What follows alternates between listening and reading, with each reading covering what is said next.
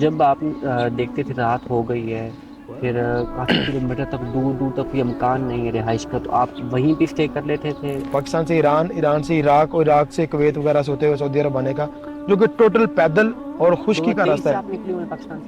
عراق ہے، اس نے مجھے ویزا نہیں دیا due to their policy. Pakistani کو وہ سنگل پرسن کو ویزا الاؤ نہیں کرتے، غازی نام کیوں رکھا؟ یہ شروع بچپن میں رکھتے تھے، بعد میں ایسے چینج کیا؟ جسے ہم کالا جادو کہتے ہیں یا جی جی ہپنوٹائز کرنا کہتے ہیں، جی۔ یہ میرے ساتھ ہوا ہے۔ مجھے وہاں پہ فجر سے لے کر رات 11 بجے تک بھی چلنا پڑا ہے۔ آپ نے پاکستان میں ایک عالمی ریکارڈ بھی قائم کیا؟ عید کے دوسرے یا تیسرے دن مکہ شریف واپس کیا، عمرہ ادا کرنے کے بعد دوبارہ وہاں سے میں نے سفر سٹارٹ کیا، اور ہجرت کے راستوں سے ہوتا ہوا پہاڑوں کے اندر سے سنیات، وادیاں اور صحرا، ہر چیز آئی۔ میں نے اس کو کہا کہ میں مسافر مدینہ ہوں، میں نبی پاک کے در پہ جا رہا ہوں، اور اسی وادی سے آقا علیہ السلام قصوہ سے گزرے، تم قصوہ کو جانتی ہو؟ جب میں نے قصوہ کا نام لیا تو وہ چرنے لگ گئی، وہ کھانا کھانے لگ گیا۔ پر ڈے آپ کتنے کلومیٹر چل لیتے ہیں؟ الرحمن الرحیم الملک القدوس السلام المؤمن المهيمن العزيز الجبار المتكبر الخالق البارئ المصور الغفار القهار۔ السلام علیکم ورحمۃ اللہ وبرکاتہ۔ میں ابو عائشہ مدینہ منورہ سے، اور آپ دیکھ رہے ہیں پوڈ کاسٹ ابو عائشہ۔ آج ہمارے ساتھ جو گیسٹ موجود ہیں، یہ کسی قسم کے تعارف کے محتاج نہیں۔ بیسیکلی پاکستان لاہور سے تعلق ہے ان کا، اور پاکستان سے یہ پیدل سفر کرتے ہوئے سعودی عربیہ میں پہنچے، اور پھر اس کے بعد یہ سفر ہجرت پر چلتے ہوئے مکہ سے مدینہ المنورہ تشریف لائے۔ آج ہم ان سے جانیں گے ان کے اس مبارک سفر کے بارے میں، اور بھی ان کے زندگی کے بارے میں، اور اس کے علاوہ آف کورس ہمارے بیسک سوالات مدینہ المنورہ سے ریلیٹڈ۔ چلتے ہیں اپنے مہمان کی طرف۔ السلام علیکم غازی شان بھائی، کیا حال چال ہے؟ وعلیکم السلام، اللہ کا شکر ہے۔ حضرت بہت بہت شکریہ، آپ نے ٹائم دیا، جی چونکہ مدینہ المنورہ میں آنے والوں سے ہم ٹائم مختصر ہی لیتے ہیں، کوئی مسئلہ کیونکہ نہیں۔ قیمتی ہوتا ٹائم۔ سب سے پہلے تو آپ یہ بتائیں کہ پاکستان لاہور کیا کرتے ہیں، آپ کی بیسک جاب کیا ہے؟ پاکستان لاہور میں بیسیکلی پولیس میں تھا، ابھی میں وہ اسکپ کر چکا ہوں تقریباً پچھلے 5 مہینوں سے۔ اور پولیس میں تھے کا مطلب چھوڑا کیوں؟ بس کچھ معاملات تھے زندگی کے کچھ جس میں بیسک یہ ہے کہ میں اپنے آپ کو ایڈجسٹ نہیں کر پا رہا تھا اس فیلڈ میں، صحیح صحیح۔ اور جو آپ کو پتہ ہے کہ زندگی میں جب تک آپ کے پاس وسائل اتنے نہ ہوں جی کہ آپ گھر کا نظام چلا سکے، تو آپ کے لیے بڑی ڈیفیکلٹی ہوتی ہے، بڑی مشکلات ہوتی ہیں۔ تو پولیس میں اتنی اچھی سیلری نہیں ہے کہ آپ گھر کا نظام لاہور شہر میں رہ کے چلا سکیں، ٹھیک ٹھیک۔ اور وہ بھی آپ کا گھر رینٹ پہ ہو تو دیگر معاملات۔ تو بس کچھ اس طرح کے کافی ساری چیزیں تھیں، تو اللہ پاک کی بارگاہ میں دعا کی کہ اللہ مجھے اس سے کوئی اچھا متبادل عطا فرما دے، تو الحمدللہ وہ اسکپ کر کے تو ابھی سے اچھے کی تلاش میں ہوں۔ صحیح صحیح، ماشاء اللہ، بہترین۔ آپ کا یہ باقاعدہ طور پہ اس سفر کا آغاز پیدل چلنا، یہ پیدل ہی کیوں چلنا، یہ باقاعدہ خیال کہاں سے آیا؟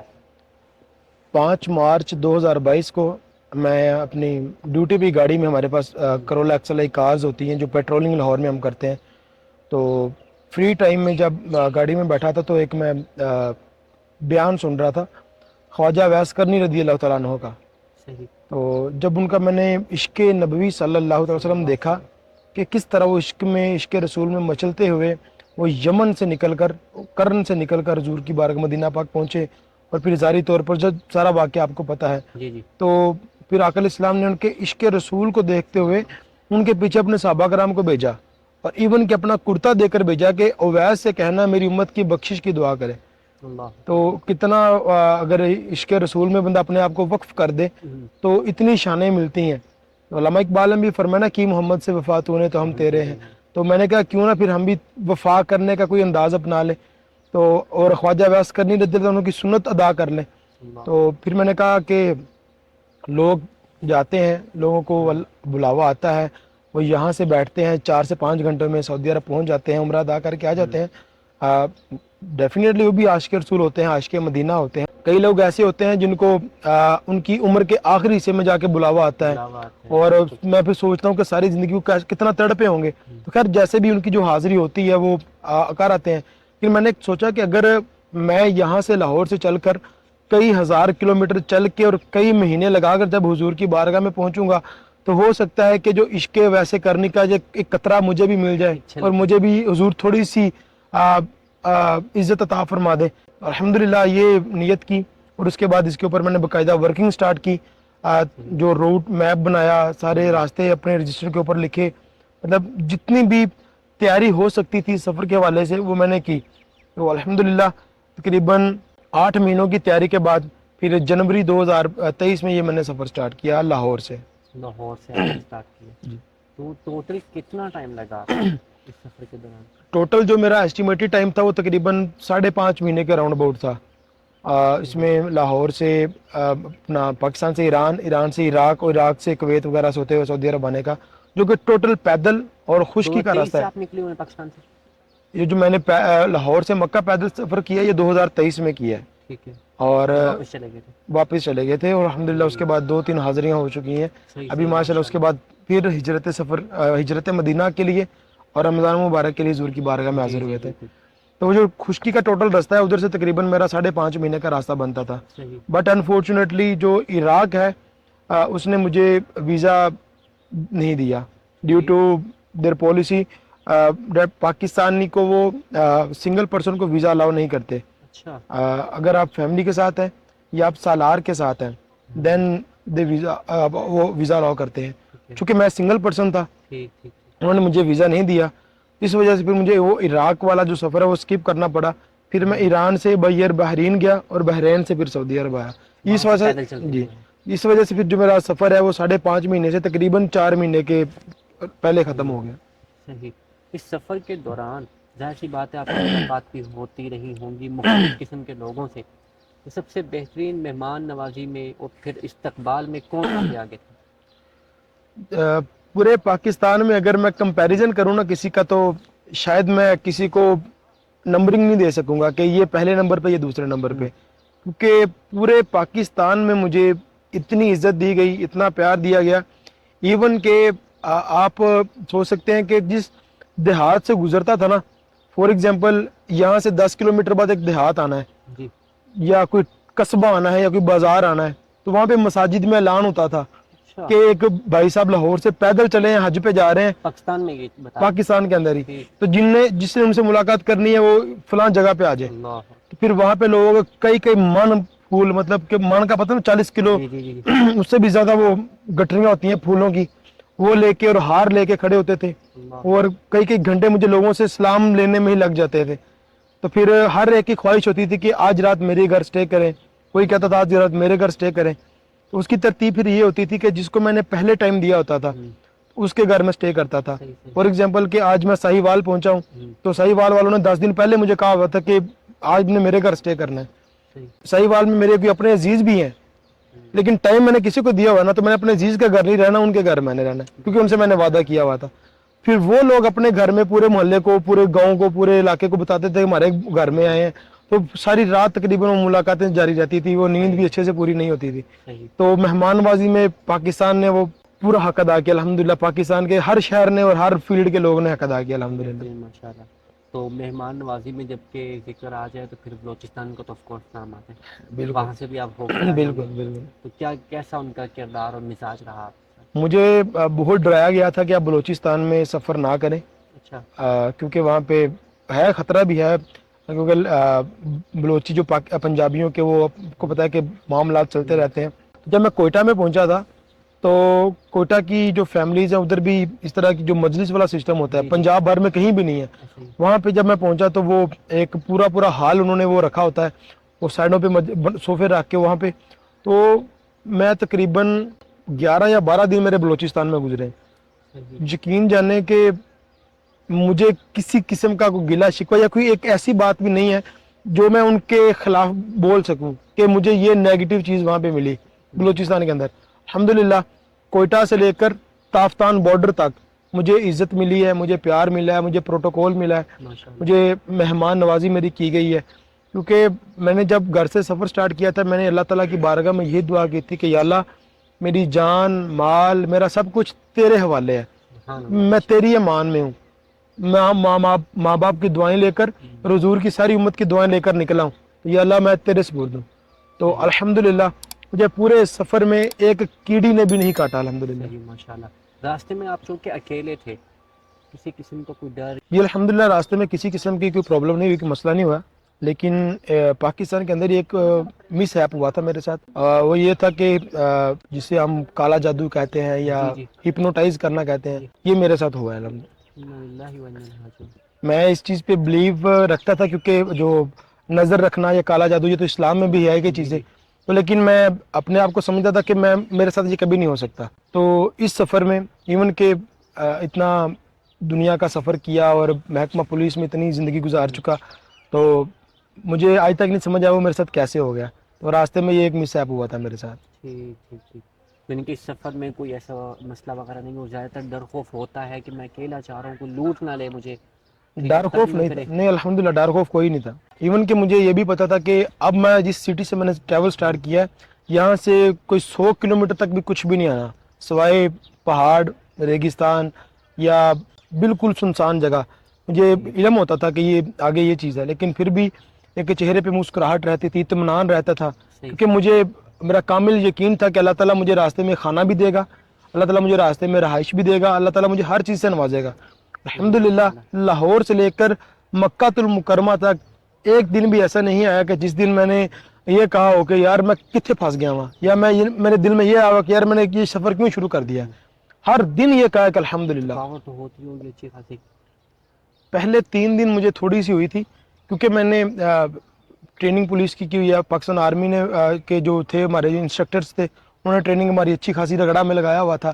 تو مجھے کرکٹ کا بھی شروع سے شوق تھا, کرکٹ بھی کھیلنی. اور جب میں نے یہ پیدل سفر سٹارٹ کرنا تھا, جب میں نے آپ کو بتایا کہ میں نے 5 سے 6 مہینے اس کے اوپر ریسرچ کی, تیاری کی, ان 6 مہینوں میں یہ کرتا تھا کہ میرا جو شولڈر بیگ تھا وہ میں پہن کے اس میں اینٹیں رکھتا تھا, اور وہ پہن کے میں ڈیوٹی سے گھر سے پیدل ڈیوٹی پہ جانا اور ادھر سے پیدل واپس آنا, تاکہ میری وہ جو میں وارم اپ ہو جاؤں, میری وہ تیاری ہو جائے, میری ایک جو ٹریننگ میری ہو جائے الحمدللہ. اس وجہ سے مجھے تھکاوٹ وغیرہ تو کوئی نہیں ہوئی. پہلے جو 2 سے 3 دن ہیں وہ پاؤں میں چھالے ضرور بن گئے تھے, لیکن جب لاہور سے تقریباً 80 یا 90 کلومیٹر کے بعد ایک علاقہ تھا پھول نگر, بائی پھرو بولتے ہیں ہم اس کو, اس علاقے میں جو لاسٹ چھالے بنے نا اس کے بعد مجھے الحمدللہ کوئی تھکاوٹ کوئی درد, مجھے جب بھی موسم چینج ہوتا ہے نا مجھے فلو لازمی ہوتا ہے, مجھے زکام نزلہ یا اس طرح کی چیز لازمی ہوتی ہے. لیکن الحمدللہ لاہور سے مکہ تک میں نے بہت سارے موسم دیکھے ہیں. فل سردی تھی جنوری میں, اور میں نے ریگستان ایران میں گرمی بھی دیکھی, سعودی عرب کی گرمی بھی میں نے دیکھی, میں نے ریت کے طوفان بھی میں نے اپنی داڑھی بھر جاتی تھی. الحمدللہ ایک چھینک تک مجھے پورے سفر میں نہیں آئی الحمدللہ. جب آپ دیکھتے تھے رات ہو گئی ہے, پھر کافی کلومیٹر تک دور دور تک کوئی امکان نہیں ہے رہائش کا, تو آپ وہیں پہ اسٹے کر لیتے تھے روڈ کے اوپر سائڈ پہ؟ میں نے جو اپنی تیاری کی ہوئی تھی اس کے اندر میں نے لکھا ہوا تھا کہ آج میں سفر کہاں سے سٹارٹ کروں گا اور کہاں تک جاؤں گا, جہاں تک جاؤں گا وہاں پہ میری رہائش کا انتظام ہوگا. تو وہ میری کوشش ہوتی تھی کہ میں نے وہاں پہ ڈے لائٹ کے اندر پہنچنا ہی پہنچنا ہے, تاکہ راستے میں میرے ساتھ کسی قسم کی پریشانی کا سامنا نہ مجھے کرنا پڑے کہ یار میں نے وہاں پہ سٹے کرنا تھا, وہ تو بھی 10 کلومیٹر دور ہے, تو میں ابھی تک کدھر پہنچا ہوں. تو پھر میری جو سپیڈ ہوتی تھی یا میرا ریسٹ کا دورانیہ ہوتا تھا وہ میں اسی حساب سے مینیج کرتا تھا کہ آج میں اپنے نیکسٹ پوائنٹ پہ پہنچ جاؤں. البتہ ایران میں کچھ ایسے واقعات ہوئے ہیں کہ مجھے وہاں پہ فجر سے لے کر رات 11 بجے تک بھی چلنا پڑا ہے, کیونکہ آگے کچھ بھی نہیں آیا تھا, اور مجھے کچھ راتیں روڈ کے اوپر بھی گزارنی پڑی ہیں, خیمہ بھی لگانا پڑا ہے, سمندر کے کنارے بھی سونا پڑا ہے. تو الحمدللہ اس کو میں نے انجوائے کیا ہے, ایز اے ایڈونچر اس کو میں نے لیا ہے, اور اپنی زندگی کی ایک حسین یادوں کے طور پر ان کو میں نے کیپچر کیا ہے کہ یار یہ دوبارہ سفر نہیں ہوگا. کیونکہ ابھی بھی جب میں اپنی ویڈیوز دیکھتا ہوں تو میرے جو مجھے کپ کپی طاری ہو جاتی ہے کہ یار یہ سفر میں کر رہا تھا, اتنا لمبا سفر, اور ان راستوں سے میں گزر رہا تھا. اب وہ کیونکہ تب میری کیفیت اور تھی, ابھی اب مجھے کہیں یہاں سے آپ حرم پیدل جائیں تو شاید ادھر چلا جاؤں گا, لیکن آپ کسی اور کام کے لیے کیا تو نہیں جاؤں گا.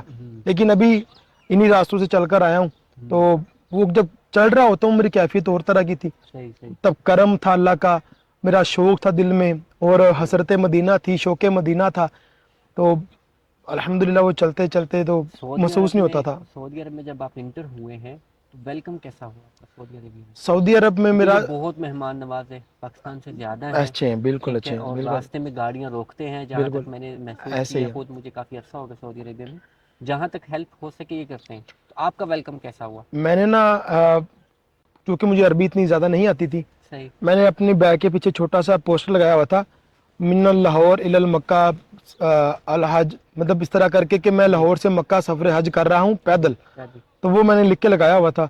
तो जब वो सऊदी फैमिलीज या वो इंडिविजुअल्स आते थे, रोकते थे, मिन फेन मतलब अरबी में बात करते थे, तो मैं वो अपनी कमर घुमा के बताता था पीछे पढ़ लो। मुझे अरबी नहीं आती थी, मैं कहता था फ्रॉम लाहौर मक्का, बस ये दो, ये तीन चीज़ें। तो वो बड़े मशी मशी ऐसे करके मशी बोलते थे पैदल को, वल्ला वल्ला करके वो इतना खुश होते थे, इतना खुश होते थे कि कम शहर कम कितने महीनों में पहुंचे। फिर उनको मैंने बताना, तो उन्होंने मुझे कहना कि आए गाड़ी में आपको आगे छोड़ दे। मैं कहना नहीं, गाड़ी में नहीं बैठना। माशाल्लाह, पानी पेश करना और खाने की ऑफर करनी। अगर भूख लगी होती थी तो मैं बोल देता था जी जी मुझे खाना खाना है। अगर गुंजाइश नहीं होती थी फिर मैं सिर्फ उनसे पानी ले लेता था। तो पाकिस्तानी जो ट्रक ड्राइवर्स हैं, मेन हाईवे पाकिस्तान जो ट्रक ड्राइवर्स हैं, ये बड़ा, कि मैंने पीछे पाकिस्तान का परचम भी था छोटा सा और एक सऊदीया का भी, तो वो ट्रक ड्राइवर जो खास तौर पे रुकते थे, भाई कहाँ से हैं, माशाल्लाह पैदल आ रहे हैं, बड़ी दुआएं देनी। और फिर जो लोग रास्ते में मिले कुछ याद भी है जिन्होंने भी सऊदी में एंट्री हुई जब आपकी? जी जी कुछ लोग जो भी आपको रास्ते में जी जी मिले, मेहमान नवाजी जी जी खड़े खड़े वहाँ पे, तो कुछ याद भी है वो?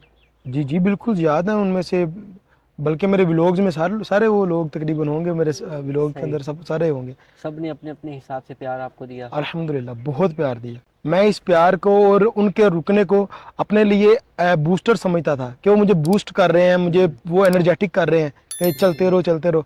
अगर मैं कहता हूँ कि ये रास्ते में मुझे लोग मिलके प्यार ना देते तो शायद मैं अब कहीं ना कहीं अपना हौसला हार जाता, या मैं अपने आप को थका हुआ महसूस करके वो सफ़र स्किप कर देता। लोगों के प्यार ने, लोगों की दुआओं ने, लोगों की इज्जत ने, और सोशल मीडिया पे जो लोगों ने मुझे दुआएं दी, उन सब ने मिल मिला के मुझे इस मकाम तक पहुंचाया कि मैं चलते चलते अल्लाह के प्यारे घर पहुंच गया।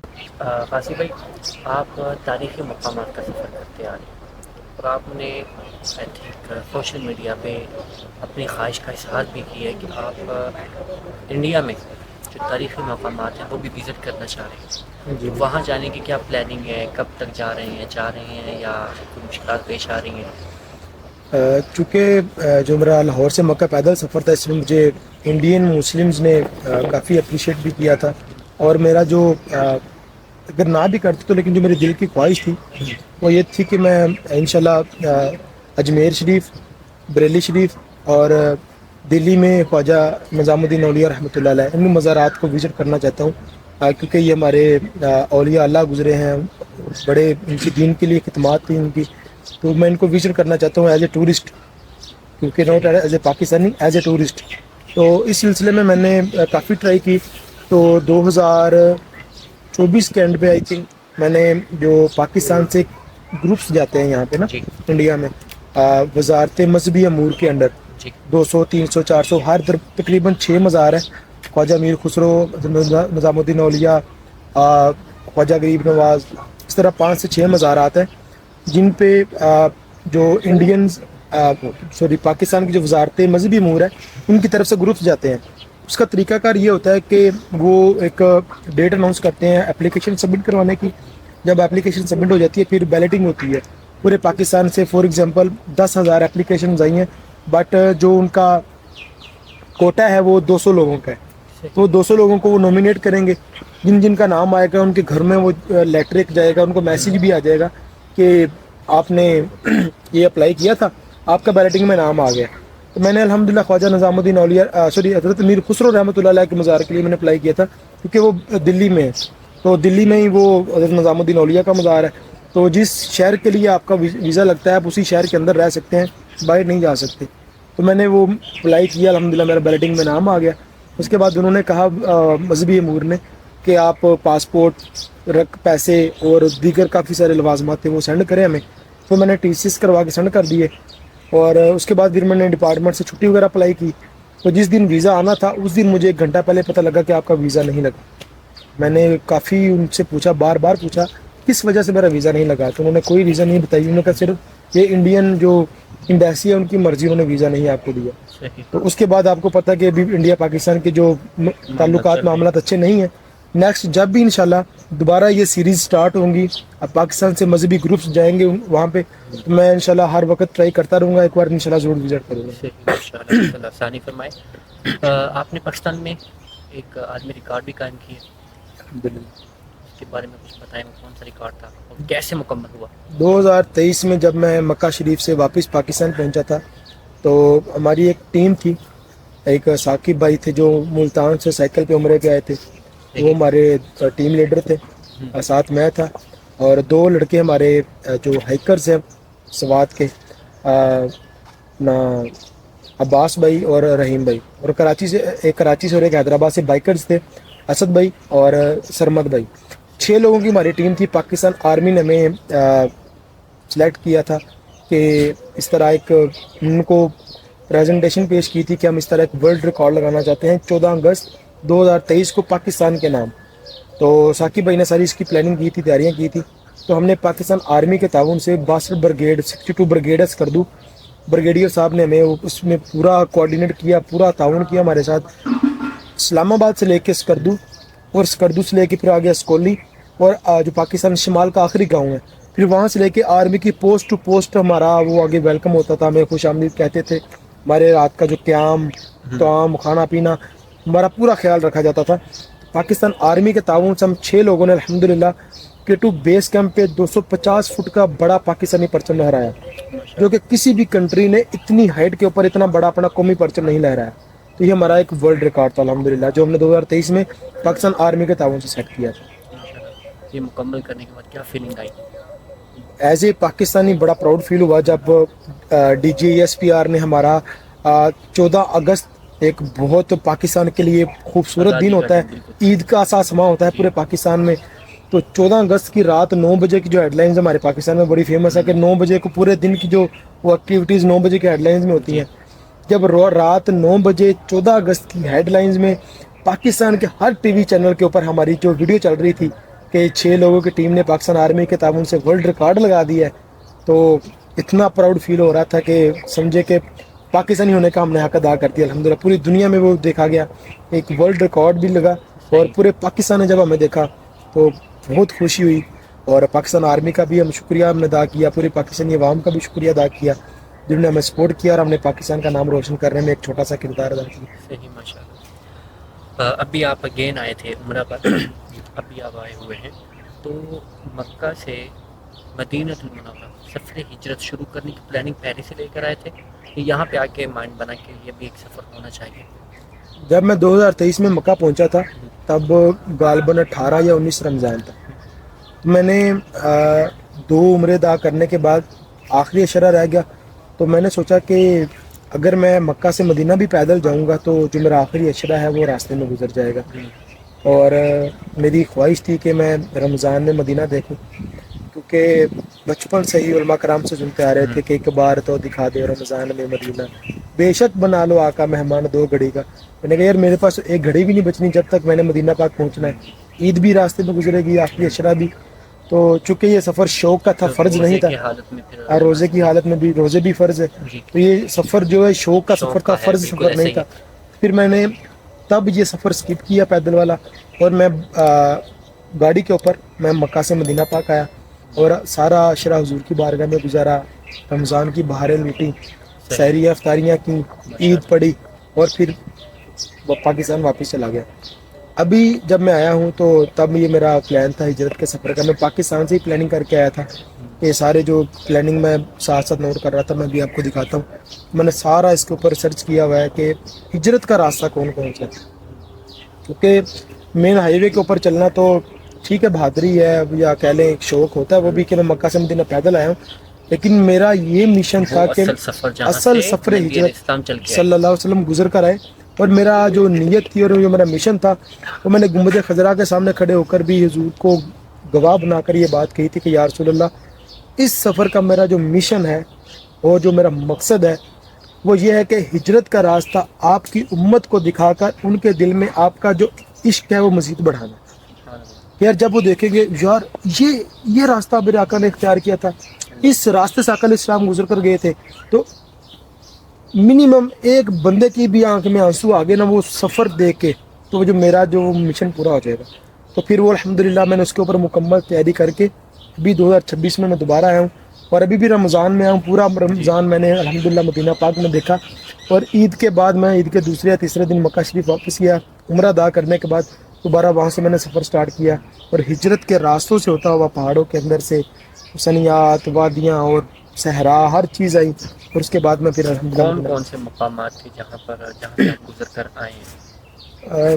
مقامات تو بہت سارے ہیں، اگر میں ایک کاؤنٹ شاید مجھے زبانی یاد بھی نہ ہو، لیکن جو مین مقامات ہیں سب سے پہلے تو جو ہجرت کا مقام پہلا غار ثور تھا، جی بالکل، جو کہ ایک سب سے خوبصورت زیارت بھی ہے ہمارے لیے، اور جہاں پہ جو مین واقعات بھی ہوئے، اور وہاں کا جو ذکر ہے وہ قرآن پاک میں ہی ہے، آیت فی الغار ہے جو، جی اور اس کے بعد جو سفر ہے وہ چلتے چلتے جو پہلا جو مین واقعہ وہ ہے خیمہ معبد کا، جہاں پہ آقا علیہ السلام نے بکری کا جو دودھ دھویا وہ لاغر اور کمزور بکری تھی۔ جی اس کے بعد ایک مقام تھا سراقہ ابن مالک کے گھوڑے والا، وہ تھا، اور اس کے بعد پھر ایک مقام آیا مقات الجحفہ، جی وادی جوفا، وہ مقام تھا جہاں پہ آقا علیہ السلام کو یہ لگا کہ مجھے مکہ شریف واپس جانا چاہیے۔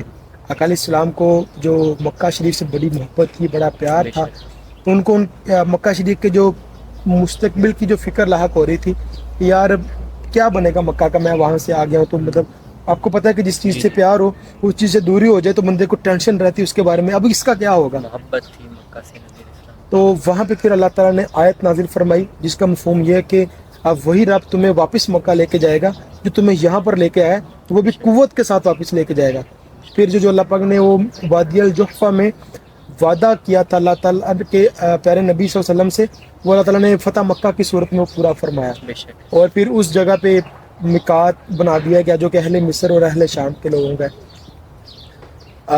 مقات الجوفہ سے تھوڑا سا آگیا وہاں پہ غدیر خم کا مقام ہے، وہ بھی میں نے اس راستے میں دیکھا، اور آگے آ کے پھر وادی الارج آتا، وادی الارج وہ مقام تھا جہاں پہ آقا علیہ السلام نے آرام بھی فرمایا، اور اس وادی میں آپ صلی اللہ علیہ وسلم کا جو پہلا گائیڈ تھا عبداللہ بن اریکت، وہ اپنے اونٹ جو اونٹ گم ہو گیا تھا آقا علیہ السلام کا، اس اونٹ کو تلاش کرنے کے لیے وہ چلا گیا، تو وہ چونکہ انہوں نے قوافل سے اور مشرکین مکہ سے ہٹ کر چلنا تھا، تو وہ چھپ چھپ کر کہیں اونٹ کو ڈھونڈتے رہے تو تاخیر ہوگی، تو آقا علیہ السلام نے انتظار نہیں فرمایا، پھر حضرت ابوبکر صدیق رضی اللہ تعالیٰ عنہ نے بنی اسلمی ایک دوست تھے ان سے ایک نیا گائیڈ اور ایک اونٹ طلب کیا، جو نئے گائیڈ تھے وہ آپ صلی اللہ علیہ وسلم کی خدمت میں پیش کیے گئے، پھر وہاں سے آقا علیہ السلام گزرے، آگے آگے آتا ہے جبل ورقان۔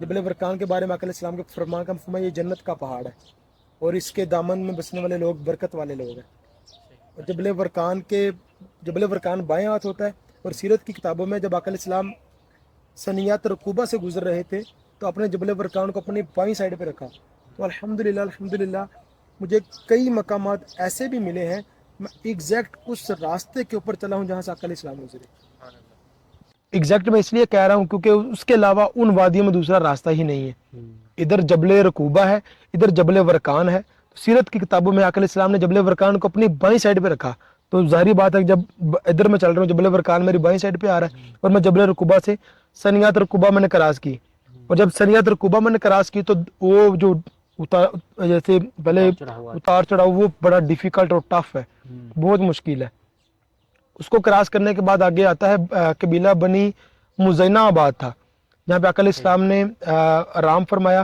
سیرت کی کتابوں میں ہے یا فجر یا عشاء دونوں نمازوں کا ذکر ہے، جس جگہ پہ آقا علیہ السلام نے آرام فرمایا اور نماز ادا کی اسی جگہ کے اوپر الحمدللہ میں نے بھی نماز ادا کی، آج بھی اس جگہ کو وہ پرومیننٹ وہاں پہ کیا ہوا ہے، وہ جگہ وہاں پہ موجود ہے آج بھی، اور بنی مزینہ کے صحابی تھے حضرت ذوالبجادین رضی اللہ تعالیٰ عنہ، وہ اسی قبیلے کے تھے، ان کا ساتھ والا قبیلہ تھا، تو الحمدللہ عبداللہ بن ذوالبجادین، جی جو دو چادروں والے تھے جنہوں، تو اس کے بعد پھر آگے ہیں، آگے ایک وادی آتی ہے وادی ریم، جہاں پہ ابو معبد کہا جاتا ہے کہ جب وہ گھر پہنچے تھے انہوں نے وہ سارا دودھ کا دیکھا کہ اتنا دودھ کہاں سے آ گیا، تو حضرت معبد رضی اللہ تعالیٰ عنہ نے سارا واقعہ سنایا کس طرح ایک بابرکت شخصیت آئی تھی، انہوں نے بکری کا دودھ دھویا، تو کہنے لگے واللہ یہ تو رسول اللہ ہیں جن کو اہل مکہ تلاش کر رہے ہیں، میں ان کے پیچھے جاؤں گا اور ان کے ہاتھ میں اسلام قبول کروں گا.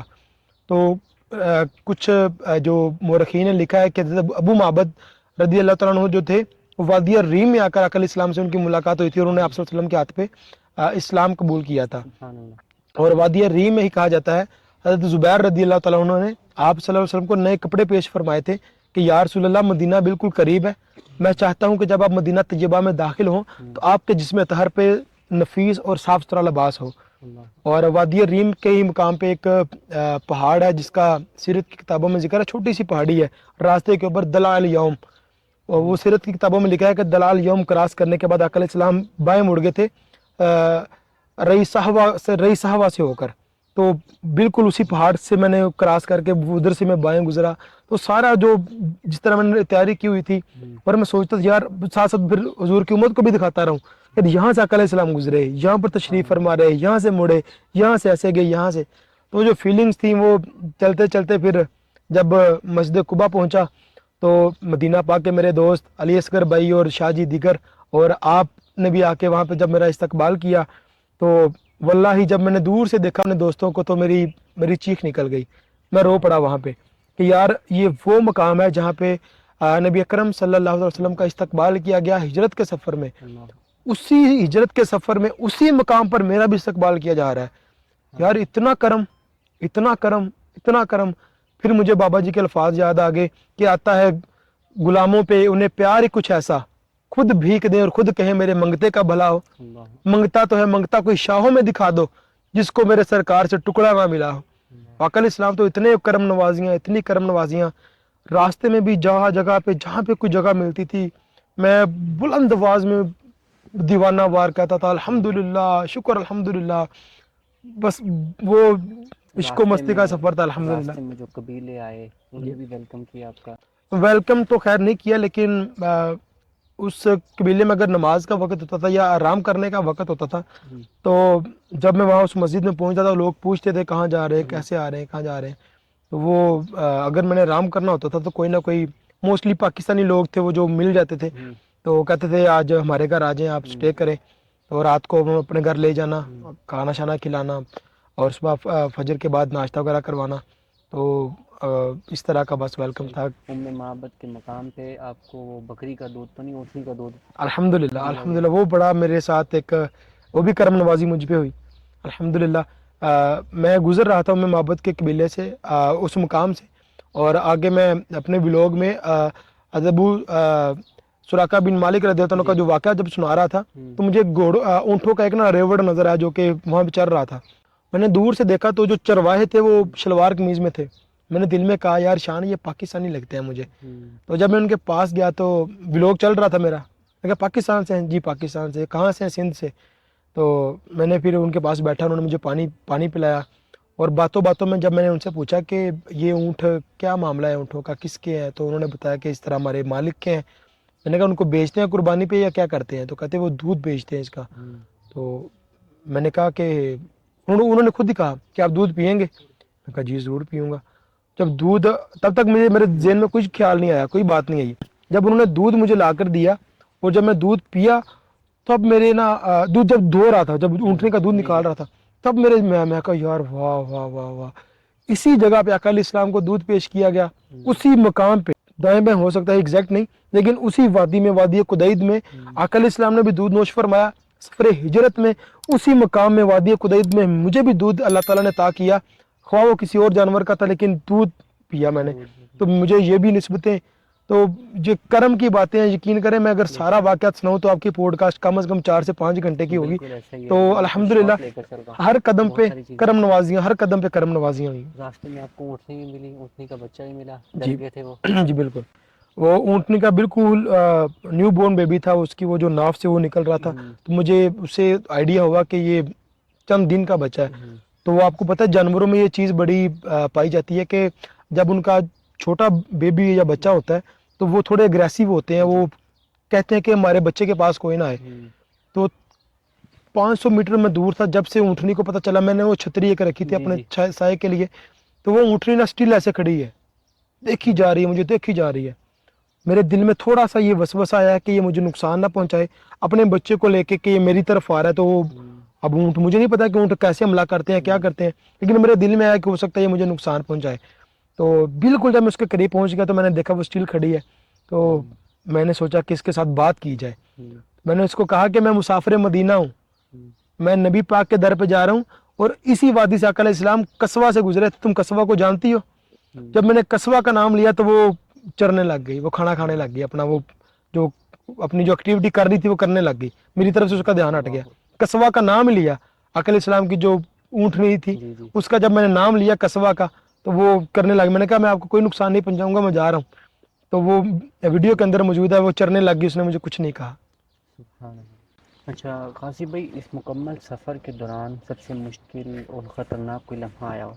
خطرناک تو شاید کوئی نہیں آیا، مشکل بھی کوئی نہیں، لیکن جو میں نے آپ کو سنیات اور عقوبہ بتائی، جی یہاں پہ 5 کلومیٹر کا جو ٹریک تھا وہ تھوڑا ٹف تھا، کیونکہ اس میں بالکل آپ کو بالکل پہاڑ کے ایسے جانا پڑتا ہے، پھر نیچے آنا پڑتا ہے، پھر اوپر جانا پڑتا ہے، پھر نیچے آنا پڑتا ہے. تو یہ تھوڑا سا ٹف تھا پورے راستے میں. اور ایک جو پہلے دن کا اغار سور کے اوپر چڑھنا آپ کو پتا ہے کہ ڈیفیکلٹ ٹاسک ہوتا ہے. یہ تھوڑی سی جو آزمائش تھی، یہ ڈیفیکلٹ بھی نہیں تھا اور خطرناک بھی نہیں تھا. باقی الحمدللہ پورے سفر میں کسی قسم کا کوئی مسئلہ نہیں ہوا، نہ کسی جانور کی طرف سے، نہ انسان کی طرف سے، نہ ہی کسی اور چیز کی طرف سے. الحمدللہ بہترین اس سفر. راستے میں بھی جو لوگ ملتے گئے بالکل انہوں نے پھر آفرز بھی تو آئی ہوں گی، بھائی کیوں پیدل چل رہے ہو، آ جاؤ بیٹھ جاؤ، تھوڑا آگے تک چھوڑ دیتے بالکل ہیں آپ کو. بالکل. ایک جب میں صابر کے نام سے ایک جگہ ہے، صابر، وہاں سے جو میرا سفر تھا 10 کلومیٹر میرا رہ گیا تھا. تو وہاں پہ ایک پولیس والا شرطہ آیا تھا، تو اس نے کہا کہ وہ پتہ نہیں کوئی پیچھے سے کوئی اس کو آیا، تو اس نے وہ مجھے گاڑی میں بٹھا لیا. وہ 10 کلومیٹر کا جو سفر ہے، کہتا کہ یہ ہائی وے ہے، پتہ نہیں اس کی کوئی، ان کو کہا گیا تھا پیچھے سے کوئی، تو وہ مجھے بٹھا کر پھر وہ 10 کلومیٹر مجھے لے گئے تھے کہ یہاں پہ وہ آپ کے لیے خطرناک ہو سکتا ہے یہ وہ. لیکن انہیں پوری عزت دی، مجھے بڑا پیار دیا اور پورا اس سفر کو اپریشیٹ کیا. انہوں نے پھر اس کے علاوہ کسی نے نہیں، کہتے رہتے لوگ آگے تک چلتے ہیں آگے تک چلتے ہیں، وہ ویڈیوز کے اندر بھی موجود ہے، تو آئے آگے تک چلتے ہیں. میں کہا نہیں، میں نے پیدل جانا ہے. تو الحمدللہ لوگوں نے بڑا پیار دیا. بڑا پانی ضرور میں سب سے لیتا تھا کہ پانی کی جو میرے پاس بوتل تھی وہ 1 لیٹر کی تھی تقریباً. تو 1 لیٹر تو مطلب 1-2 گھونٹ میں وہ ختم ہو جاتا ہے سارا. تو پانی میں لوگوں سے راستے سے لیتا رہا ہوں، جو رکتے تھے ان سے میں صرف پانی کی ڈیمانڈ کرتا تھا. تو الحمدللہ باقی بڑی عزت دی لوگوں نے، بڑا پیار دیا. پھر مدینہ المنورہ پہنچ کے ویلکم ہوا الحمدللہ دفلی بچا کے قبا میں. بالکل دفلی بجا کر وہ کر رہے ہیں، لیکن جب میں پہنچا تھا تو وہ شاید بیٹھے ہوئے تھے، ریسٹ کر رہے تھے. تو ہم نے تقریباً آدھا گھنٹہ تقریباً ویٹ کیا ان کا. تو وہ پھر پیدل آپ مسلم نبی شریف کی طرف جی نکلے. پر ڈے آپ کتنے کلومیٹر چل لیتے ہیں؟ چلنے میں تو الحمدللہ میں 100 کلومیٹر بھی چل سکتا ہوں، پر لیکن ڈے؟ جی پر ڈے میں الحمدللہ چل سکتا ہوں. لیکن جو میری جیسا کہ میں نے آپ کو پہلے بتایا، میری ایک ڈیسٹینیشن فکس ہوتی تھی کہ آج میں نے اس پوائنٹ پہ پہنچنا ہے. تو وہ بعض اوقات 55 پہ بھی ہوتی تھی، 50 پہ بھی، لیکن جو ایوریج دیکھا جائے تو وہ 35 سے 40 کے راؤنڈ بورڈ ہوتی تھی کہ آج میں یہاں سے نکلوں گا اور وہاں پہ جاؤں گا. یہ لاہور سے مکہ پیدل سفر کی بات کر رہا ہوں. اور جو میرا جو سفر ہجرت ہے یہ والا، اس میں جو ایوریج تھی وہ میری تقریباً 50 کے راؤنڈ بورڈ تھی پر ڈے کی. 50 کلومیٹر خود بھی چلنا، اور 10 کلو کا جو میرا شولڈر بیگ تھا اس کے اندر میری ایک چادر تھی، ایک جائے نماز، پانی میرا، پاور بینک، چارجر، کپڑے وغیرہ کچھ، ایک چپل، اور کچھ اس طرح کی جو چیزیں تھیں میری. تھوڑی بہت کھانے پینے کی چیزیں. کچھ ہلکا پھلکا کھانے کے لیے بسکٹ وغیرہ رکھے ہوئے تھے، وہ چیزیں. صحیح. اگر کوئی اس سفر پر اگین چلنا چاہتا ہے، پاکستان سے یہاں پہ آنا چاہتا ہے یا مکہ سے مدینہ آنا چاہتا ہے، اس کو آپ کیا ایڈوائس دیں گے؟ جو پاکستان سے لاہور سے مکہ یا پاکستان سے مکہ آنا چاہتے ہیں، وہ تو بہت سارے لوگ میری نظروں میں بھی ہیں، مجھے میسیجز بھی کرتے ہیں، کمنٹس میں بھی کہتے ہیں ہم نے یہ سفر کرنا ہے. لیکن ابھی چونکہ جو بلوچستان کے معاملات بھی آپ کے سامنے ہیں اور جو ایران کے معاملات بھی آپ کے سامنے ہیں، ابھی اللہ کرے یہ وار ختم ہو، ملک دنیا میں خوشحالی اور امن آئے. جب تک ایران کے معاملات سولو آؤٹ نہیں ہوتے تب تک تو یہ امپاسبل ہے سفر پہ نہ نکلا جائے. اور اگر آپ مکہ سے مدینہ آنا چاہتے ہیں اور سفر ہجرت کرنا چاہتے ہیں تو اس کے لیے میں انشاءاللہ جتنا ہو سکا، میں جو مجھے پتہ ہے، جو انفارمیشن ہے، وہ میں آگے کنوے کرنے کی کوشش کروں گا. اگر کوئی مجھ سے کانٹیکٹ کرتا ہے کہ کون کون سے علاقوں سے آقا علیہ السلام گزر کر آئے، اور یہ بھی نہیں میں کہتا کہ میں ایگزیکٹ ان راستوں سے آیا ہوں، میں نے کوشش کی ہے، الحمدللہ 100% کوشش کی ہے. ہو سکتا ہے کہ اس میں کمی بیشی ہو، علیہ السلام ادھر سے گئے ہیں، میں ادھر سے جا رہا ہوں، یا وہ جو پوائنٹ میں یہ بتا رہا ہوں وہ آگے والا پوائنٹ ہو، میں ساتھ میں بتاتا رہا ہوں کہ یہ ایگزیکٹ نہیں ہے، فقط واللہ تعالی عالم کہ ایگزیکٹ جگہ کون سی ہے۔ لیکن جو سیرت کی کتابوں میں اور جو گوگل پہ اور جو مجھ سے پہلے لوگوں نے سفر کیا، ان کی جو میں نے ویڈیوز دیکھی، تو ان کو جو میں نے رائٹ ڈاؤن کیا، اس حوالے سے جو مجھے علم ہے وہ انشاءاللہ میں دوستوں کو بتا سکتا ہوں کہ آپ اس سفر کو اس طرح مینیج کر سکتے ہیں۔ کیا کیا چیزیں ان کے پاس ہونی چاہیے؟ کیا آپ نے سفر کے دوران سب سے جو مین چیز ہے وہ تصریح ہونی چاہیے آپ کے پاس، کیونکہ میری تو جو اچیومنٹس وہ کافی زیادہ تھی پہلے، لاہور سے مکہ پیدل سفر اور دیگر چیزیں میری، تو مجھے کسی قسم کی پریشانی نہیں ہوئی، لیکن میں نے بھی ٹرائی کیا تھا، لیکن چونکہ عید کی چھٹیاں تھیں اس لیے میں تصریح نہیں لے سکا، ورنہ میں نے بھی تصریح لے کر، تصریح مطلب پرمیشن لیٹر، وہ میں نے لے کر ہی نکلنا تھا۔ تو سب سے جو پہلی چیز ہے آپ کے پاس وہ پرمیشن لیٹر ہونا چاہیے، تاکہ اگر کہیں بھی آپ کو کوئی پولیس والا یا کوئی بھی روکتا ہے تو آپ کے پاس اجازت نامہ ہونا چاہیے، اور اس کے بعد جو آپ کے پاس چیزیں ہیں وہ آپ کی جو اندر عشق رسول ہونا چاہیے، آپ کی نیت اچھی ہونی چاہیے، ورنہ یہ سفر جو آپ کا سفر ہجرت ہے، خدا نہ خواستہ یہ وبال جان بھی بن سکتا ہے۔ اگر آپ کے دل میں کوئی لالچ یا ریاکاری ہوئی تو یہ قیامت والے دن آپ کے منہ پہ بھی مارا جا سکتا ہے، یہ سب سے مین چیز ہے۔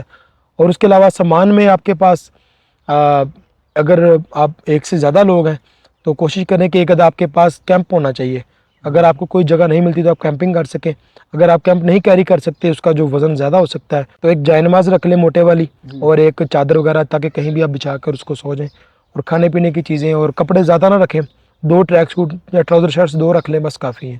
صحیح، بہترین۔ غازی نام کیوں رکھا؟ یہ شروع بچپن میں ہی رکھتی تھی، بعد میں ایسے چینج کیا؟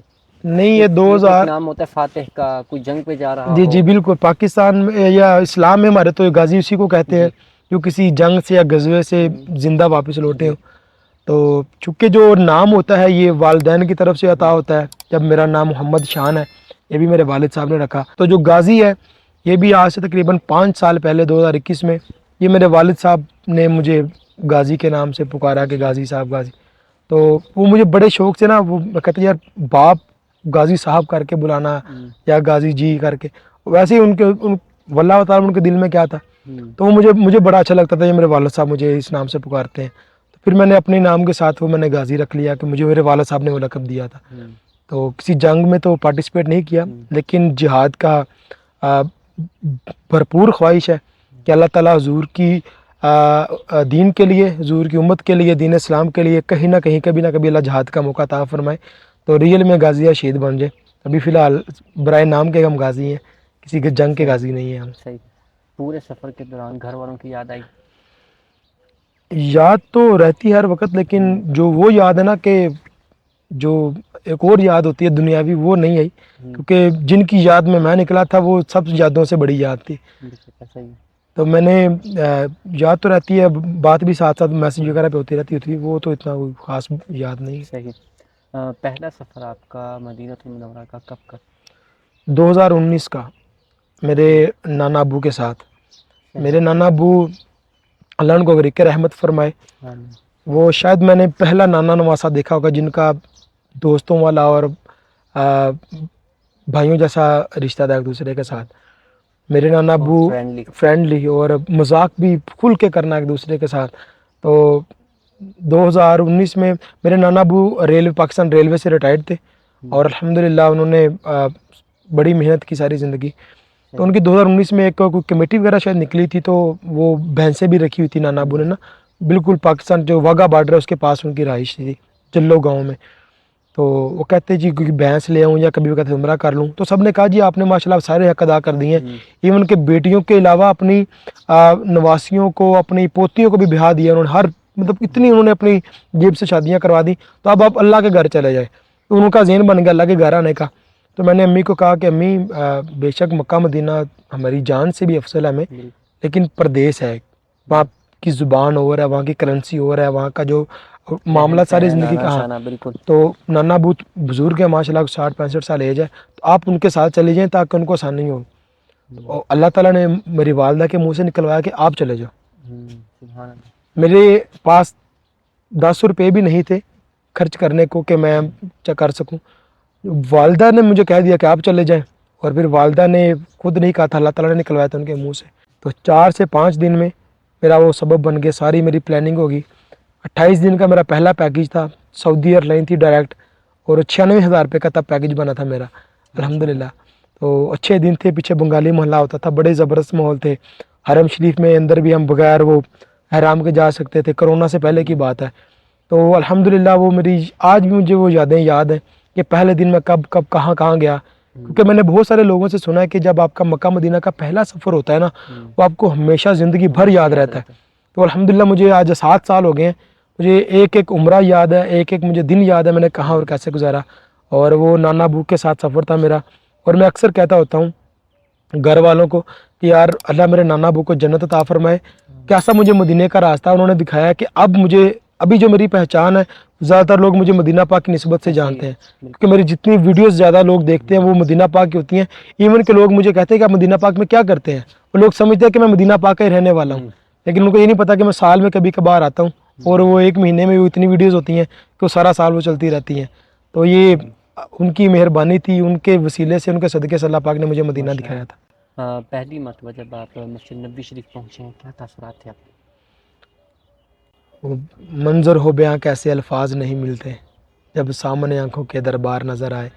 मेरे एक दोस्त थे पाकिस्तान के, वो पिछली साइड पे जो 21 नंबर गेट होता था पीछे, वहाँ से वो लेने के लिए खड़े हुए थे।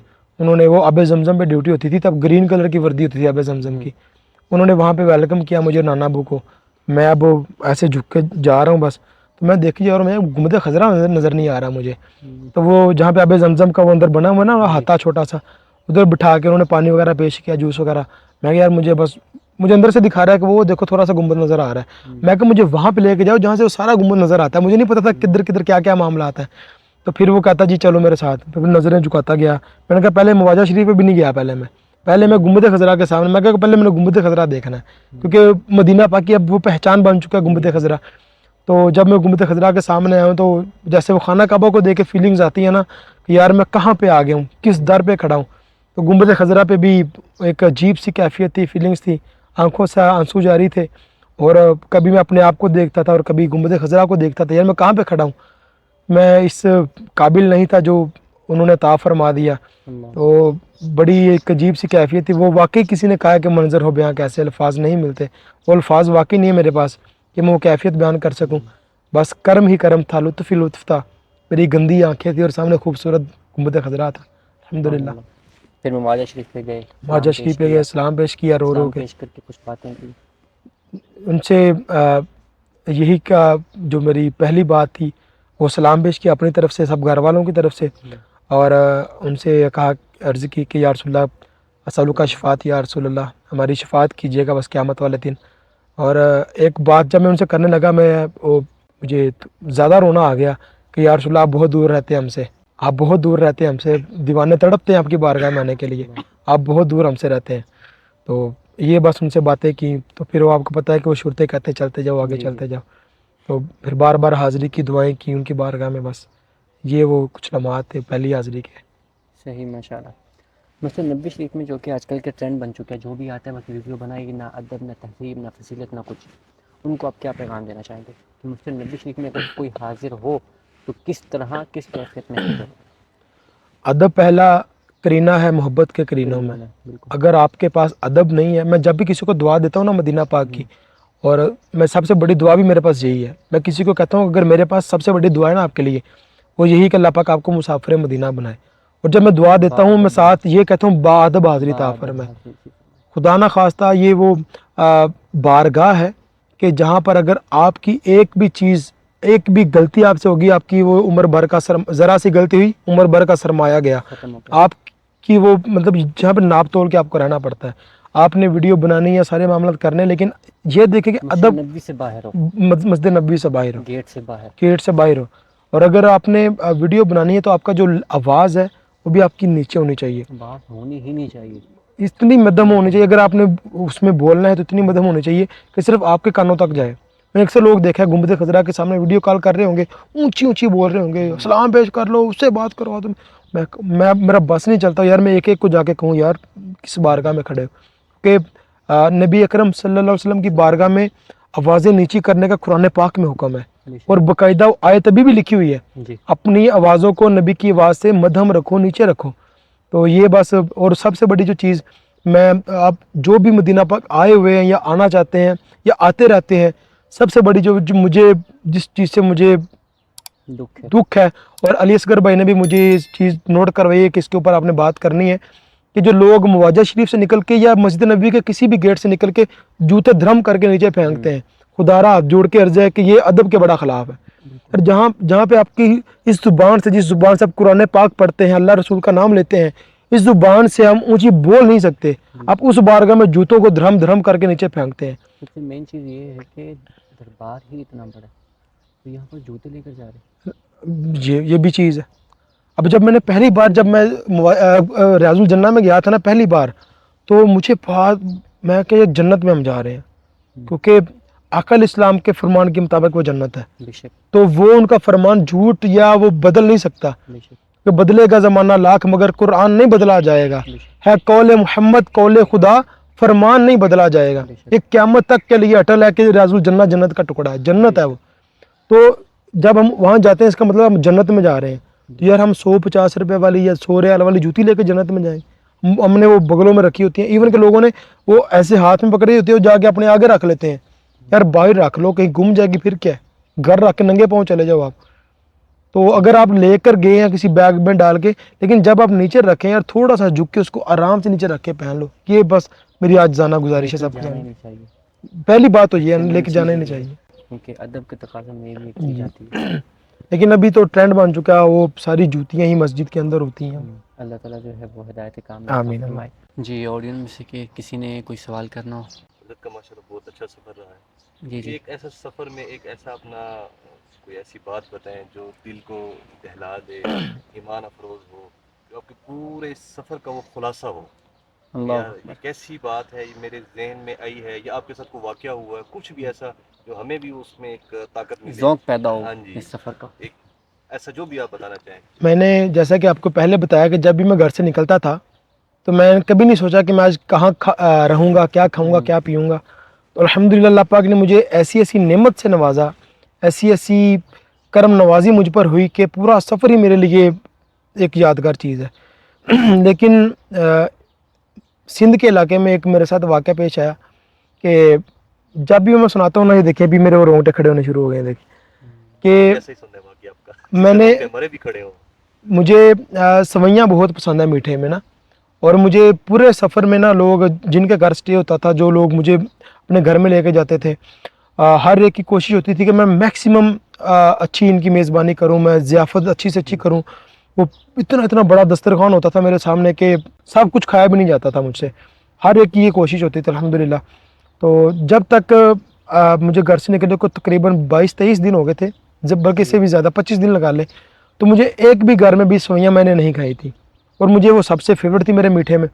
تو ایک دن میں مغرب کی نماز میں نے پڑھی, میں نے اللہ کی بارگاہ میں دعا کی, میں نے کہا یا اللہ آج سوئیاں کھانے کو دل کر رہا ہے میرا. میں دل میں بس آئی کہ یار سوئیاں کھانے کو بڑا دل کر رہا ہے. تو میری ایک عادت ہے کہ میں کبھی بھی میں منہ سے نہیں کہتا کہ میں نے یہ کھانا ہے, چاہے وہ میرا گھر ہو, میرا سسرال ہو, میرا کوئی بھی, میں نے کبھی نہیں یہ کہا کہ میں نے کچھ کھانا ہے. جو میں پیش کر دے میرے لیے وہ بسم اللہ ہے. تو بس دل میں نے رکھ لیا, اور جن کے گھر سٹے تھا وہ مجھے لینے کے لیے آگے, موٹر وے پولیس کے انسپیکٹر تھے لیاقت صاحب, وہ اپنے مجھے گھر میں لے گئے. ان کے وہ ماشاءاللہ سب بچے, ان کے بیٹے بیٹیاں, وہ سب اوپر والے فلور پہ چلے گئے, نیچے والا سارا فلور انہوں نے میرے لیے خالی کر دیا کہ اب یہاں پہ بیٹھے فریش ہوں. نہا دھو کے عشاء کی نماز پڑھ کے انہوں نے دسترخوان لگایا. اب ان کے سارے بیٹے تھے وہ خدمت میں لگے ہوئے تھے, وہ ویسے چین بنی تھی, اوپر جا رہے تھے, اوپر سے وہ کوئی کھانا وغیرہ اوپر بنا ہوا تھا, بار بار اوپر سے کوئی نیچے چیزیں لے کے آ رہے ہیں. سب کچھ کھا کے تسلی کر کے میں بیٹھ گیا, سامان اٹھا رہے ہیں. تو 4-5 منٹ گزرے, اوپر سے پھر وہ ایک باؤل لے کے نیچے آ رہا ہے. سیڑھیاں نیچے اترا, میں نے اس کو دور سے اشارہ کر دیا, میں نے کہا بھائی بس میں فل ہو گیا ہوں یار, مزید نہ کچھ لے کر آؤ. تو وہ مسکراتا ہوا میری طرف آ رہا ہے. میں کہا یار اس کو کیا ہوا ہے, میں اس کو اشارہ کر رہا ہوں, مسکراتا ہوا آ رہا ہے. اس نے آگے باؤل میرے آگے رکھ دیا, کہتے بسم اللہ کریں. میں نے ڈھکن اٹھایا تو وہ سوئیاں تھیں. میں کہا یار ابھی دل میں سوچا ہے کہ یہ سوئیاں تھیں. ایران میں بھی اسی طرح میرے ساتھ ایک دن ایسے ہوا کہ میں رات کو پیٹرول پمپ پہ رات گزاری, صبح میں خالی پیٹ میں نے سفر شروع کر دیا. 4 سے 5 گھنٹے سفر کیا لگاتار, تو میری وہ جو طبیعت ہے نا وہ بگڑنا شروع ہوگی خالی پیٹ کی وجہ سے. تو وہ دور دور تک کچھ بھی نہیں تھا, جو ریگستان تھا, پہاڑ تھے اور سڑکیں تھیں بس. بڑا دل کر رہا تھا کہ اللہ بہت بھوک لگی ہے، بیگ میں بھی کچھ نہیں تھا. مجھے پہاڑوں کے اندر 2 گاڑیاں کھڑی نظر آئیں. میں ان کی طرف مڑ گیا، وہ 2 فیملیاں بیٹھی ہوئی تھیں اس طرح مجلس بنا کر، قلین بچھا کر، بہت ساری نعمتیں ان کے دسترخوان میں موجود تھی. میں ادھر جا کے ان کے پاس بیٹھا. انہوں نے مجھے وہ اس جگہ سے مجھے اللہ پاک نے رزق عطا فرمایا کہ میری سوچ بھی نہیں تھی. تو یہ جو کچھ چیزیں تھیں، میں یہ سوچتا ہوتا تھا کہ یار جو آسمان پہ پرندے اڑتے ہیں یا جو پہاڑوں میں جانور رہتے ہیں، یا ان کو رزق کون دیتا ہے، کس طرح یہ کھاتے، کس طرح مینیج کرتے ہیں. تو اس سفر میں نے یہ دیکھا کہ یار جو رزق ہے واللہ خیر الرازقین، اللہ تعالیٰ نے واللہ کہہ کے فرمایا ہے. واللہ کا مطلب ہے قسم کہہ کے بتایا ہے کہ اللہ بہترین رزق دینے والا ہے. تو جو آج پھر ہمیں رزق کی پریشانی نہیں لینی چاہیے. اللہ تعالیٰ وہاں سے رزق عطا فرماتا ہے جہاں سے ہماری سوچ بھی نہیں ہوتی. یہ کچھ واقعات الحمدللہ. پھر مدینہ طیبہ کی تو کیا ہی شانیں ہیں. میں جب مدینہ پاک میں پہنچا تو میں نے ایک دل میں تھا، میں نے یہ البیک کھانا ہے. حضور سے کہا یہ البیک کھانا ہے. میں نے چلتے چلتے البیک کے پاس پہنچ کے البیک لیا. تو البیک کا وہ ایک پیس بچ گیا بڑے والا، وہ میں نے اپنے بیگ میں ڈال لیا. اب رمضان المبارک کا مہینہ تھا، ہم 2 دوست تھے. مسجد نبی کی طرف میں جا رہا ہوں، آگے سے ہم انٹر ہوئے، بیک سائڈ سے باہر نکلے ہیں. وہاں پہ گجرانوالا کی ایک فیملی بیٹھی تھی. ان کے پاس پہنچنے سے پہلے میرا دوست کہتا یار آج سحری میں کہیں پائے مل جائے نا تو مزہ آ جائے. میں کہا یار پائے کھا لیتے ہیں، کوئی مسئلہ نہیں. ہم جا رہے ہیں ریسٹورنٹ کی طرف. تو وہ جو فیملی بیٹھی تھی، ایک بابا جی تھے، ساتھ ان کے 2-3 لوگ تھے مرد، ساتھ ان کے بچے اور لیڈیز تھیں. کافی بڑی ایک فیملی بیٹھی ہوئی تھی. انہوں نے خود ہمیں اشارہ کر کے بلایا ادھر آؤ ادھر آؤ. کہاں جا رہے ہو؟ میں کہا سحری کرنے، ادھر بیٹھو ادھر بیٹھو. انہوں نے کہا جی بیٹھ جاؤ ادھر. انہوں نے وہ ڈھکن کھولا تو وہ پائے تھے کہ جی سحری کرو. وہ ہم نے بسم اللہ پڑھ کے پائے، پیٹ بھر کے پائے کھائے. ہم نے کہا اٹھنے لگے تو میں نے کہا بابا جی آپ کے لیے بھی کچھ میرے پاس ہے. وہ میں نے بیگ نکال کر ان کو بیگ پیش کیا تو بابا جی کی آنکھوں میں آنسو آ گئے. میں کہا کیا ہوا ہے؟ کہتا میں ابھی اپنے بچے کو کہہ رہا تھا جاؤ میرے لیے بیگ لے کر آؤ. ہم ادھر سے پائے پائے کرتے آ رہے ہیں، اللہ پاک نے ہمیں پائے کے پاس بچا دیا. وہ پائے والا بابا البیگ کر رہا تھا، البیگ ان کے پاس خود چل کر آ گیا.